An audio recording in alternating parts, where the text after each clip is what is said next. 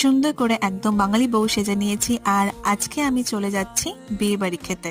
চলে এসেছে ভেন্যুতে, গিয়ে দেখি বউ এখনো রেডি হয়ে আসেনি। রাতের বিয়ে ছিল তাই এখনো বড় এসে পৌঁছায়নি। এখন স্টার্টারের দিকে চলে গেলাম, আর স্টার্টারে ছিল কফি, চিকেন পকোড়া আর ফুচকা। উইন্টারে বিয়ে বাড়ি আর ফুচকা খাবো না সেটা তো আর হয় না। কয়েকটা ফুচকা খেয়েই মনে পড়ে গেল একটা ফটো তোলা হয়নি, তো ফটো তুলতে একদম চলে এসেছে বউয়ের জায়গায়। আজকে আমাদের সাথে ছিল রিকুদি। রিকুদি হচ্ছে সুমনের কলিগ, আর যার বিয়ে হচ্ছে সেও কিন্তু সুমনেরই কলিগ। একটা কথা তো তোমাদের বলাই হয়নি, এই শাড়িটা হচ্ছে মায়ের শাড়ি। মা একবার পরে নিয়েছে, এইবার কিন্তু আমার টান, তাই জন্য আমি এই সিজনের ফার্স্ট বিয়ে বাড়িটাতে এই শাড়িটা আমি চয়েস করেছি।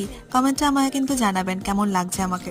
এই ঠান্ডাতে বেশিক্ষণ ওয়েট না করে আমরা কিন্তু একদম মেইন মেনুর দিকে চলে এসেছি। মেইন মেনুতে আমাদের পছন্দ মতো অনেক কিছুই ছিল।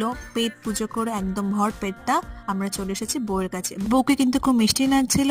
অনেক কষ্টে বউয়ের সাথে একটা ফটো তোলার চান্স পেয়েছি। কয়েকটা ফটো তুলে একদম বাড়ি টাটা।